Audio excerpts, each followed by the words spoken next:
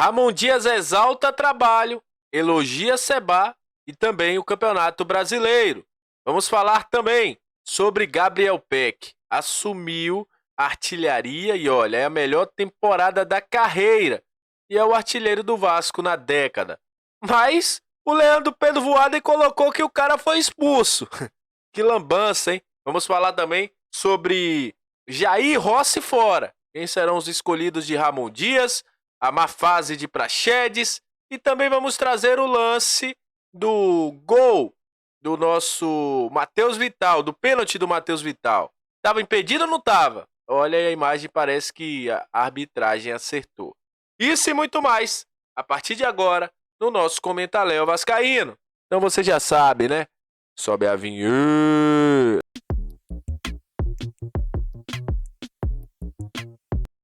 Salve, salve, torcedor vascaíno, salve minha galera do Comentaléu, saudações vascaínas, estamos entrando no ar para falar de Vasco, aquele abraço para você que tá sempre junto com a gente, que curte, compartilha, que se inscreve no nosso canal, que deixa seu comentário, muito obrigado pela sua audiência, a galera que tá chegando pela primeira vez, seja muito bem-vindo, eu sou o Léo, aquele lugar de análise, informação, opinião, tudo que envolve o Vasco está aqui, é um prazer imenso ter você junto com a gente. Olha, vamos falar de Vasco a partir de agora, eu vou iniciar com um lance que eu tô vendo que tá todo mundo aí que ficou ontem na dúvida no pós-jogo. Muita gente, a gente não teve essa imagem, inclusive vou dizer uma coisa, a transmissão do Premier FC ontem foi, me perdoe aos profissionais envolvidos, mas foi de baixo nível. Pouco replay, parecia que tava todo mundo, sabe, fazendo uma transmissão amadora, me perdoe a quem estava na transmissão, total respeito aos profissionais, mas ontem foi uma transmissão que pra mim parecia que não tava rolando o jogo. Parece que os caras estavam na mesma ideia de não ter público, os caras estavam meio na marisia. E o lance do Vital, pênalti, não foi revisado, não foi mostrado na televisão. Uma imagem da Itatiaia, e aí eu vou colocar na tela, lá no Scout Vasco, no X, você que não segue, eu tô lá fazendo análise também. Segue, se inscreve, a gente conseguiu receber essa imagem do Gervásio. E olha aí, tava em posição regular. Aqui o que é que observa? O Michael errou. Eu falei isso na outra rede social, muita gente me criticou. Ah, o Pumita tinha que estar marcando, o Pumita não tinha que estar marcando. Se a linha sai, se sai o Piton, se sai o Medel, o Michael tem que estar aqui. Se o Michael tá pareado com os dois, o Matheus Vital tá impedido. Então o Michael cochilou aí. Como o Zé Gabriel cochilou no primeiro gol, o Michael cochilou. Teve o erro do Rossi? Teve, que chega atrasado com a mão alta. Mas na origem da jogada, o Maicon também erra. Não era pro Maicon estar aí no meio do caminho. E isso dá condição ao Matheus Vital. Então, como a gente sempre diz aqui, tem que ser justo. A imagem mostra que, infelizmente, o Maicon deu condição. Estava no meio do caminho, não seguiu o Medel e o Puma e acabou dando condição ao Matheus Vital. Isso aqui não pode acontecer, porque se o Matheus Vital é uma bola em que ele domina correto, ele sai na cara do gol. Aí tinha gente falando, o Pumita, não sei o quê. Não, gente, tem que ser realista. Se fosse o Pumita que ficasse no meio do caminho, a gente ia falar do Pumita. Foi o Michael que ficou, o Michael errou. Infelizmente o Michael errou e acabou dando pênalti para a equipe do Cruzeiro. Então esse lance do pênalti aí tá realmente resolvido a partir de agora. Falando sobre o jogo, o Leandro Pedro Voaden mostrou que ele estava bastante atento ao jogo, né? Nosso Gabriel Peck foi expulso pelo Voaden. Só ele viu isso. Ele botou Gabriel Fortes Chaves, foi expulso. Motivo, outros motivos, né? Jogar no campo detalhar no campo de expulsões. E botou que expulsou o atleta diretamente do campo do jogo quando estava no banco de reservas. O Peck estava jogando, o Peck não saiu do jogo. E falou por proferir palavras de baixo calão. Cara, o Peck, o nosso Peck, é um cara extremamente religioso. O Peck nunca ia mandar o Voaden ir tomar naquele lugar, né? E outra, mostra que o Voaden não estava prestando atenção no jogo.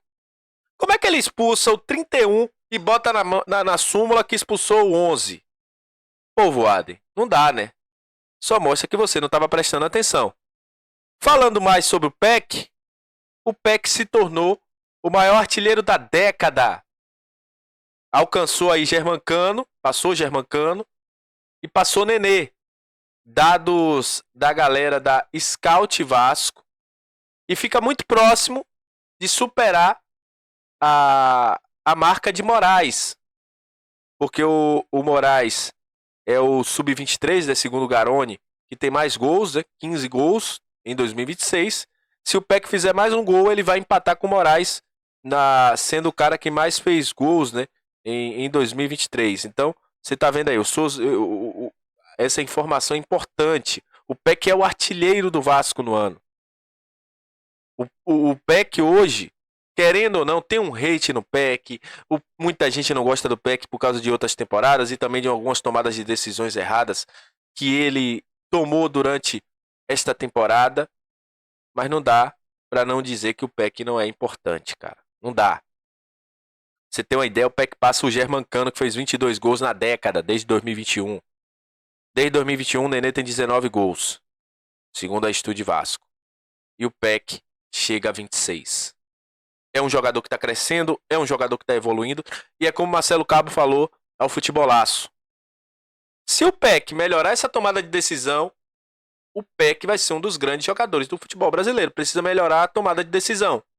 Presta atenção no que eu estou falando. O Vinícius Júnior melhorou a tomada de decisão, é um jogador bastante importante.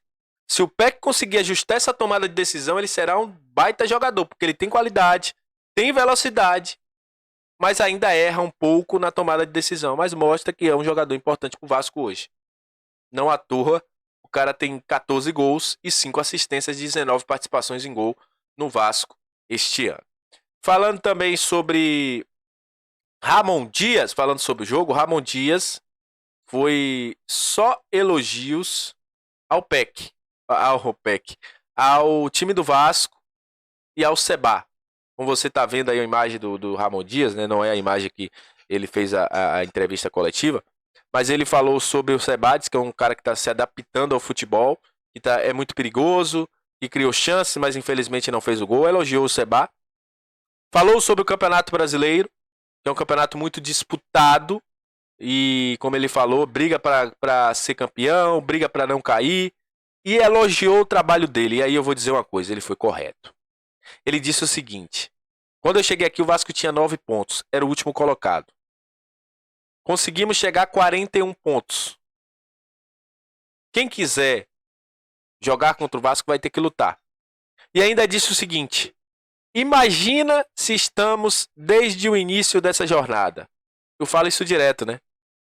Parece que o Ramon Dias nos ouviu. Imagina aí, se o Ramon Dias está no Vasco desde o início da temporada. São 32 pontos. Você tem ideia do que são 32 pontos em 60 e poucos disputados? E ainda tem gente que fala, Ramon Dias não presta. Pelo amor de Deus, cara. Pelo amor de Deus. O trabalho que a gente teve com... Pode errar em algumas substituições? Pode. Mas o Vasco, há muito tempo não fica 5 jogos sem perder, meu irmão. É coisa rara. Acho que desde 2011. Olha aí. Tô falando de 12 anos atrás. Então, o time do Vasco, hoje, tem um modelo de jogo. Ah, recuou. O próprio Ramon não gostou desse recuo. Mas, o trabalho do Ramon Dias não tem o que se dizer, cara. Ele salvou o Vasco. Eu lembro aqui que quando o Vasco perde pro Flamengo, muita gente dizia, vai cumprir tabela. Já caiu. E hoje a gente tá fora da zona de rebaixamento. Pela terceira rodada consecutiva. Mostra que o Vasco hoje é um time. Tem erros? Tem. Mas os acertos estão sendo maiores.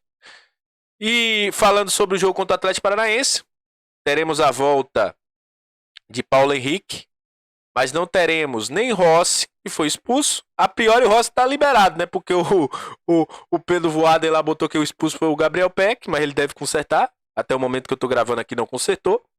E o Vasco também não terá Jair por causa da punição de 2 jogos. O Jair só pode voltar agora contra a equipe do Grêmio. Foi punido por 2 jogos pelo STJD. Ele poderia jogar ontem, mas não poderia jogar.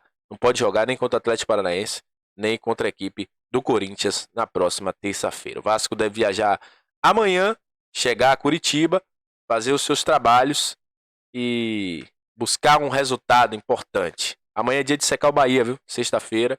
Bahia perder para o Corinthians é importantíssimo para o Vasco. Aí o Vasco, se conseguir até um empate, não entrará na zona de rebaixamento, independente do resultado, fica mais uma rodada fora.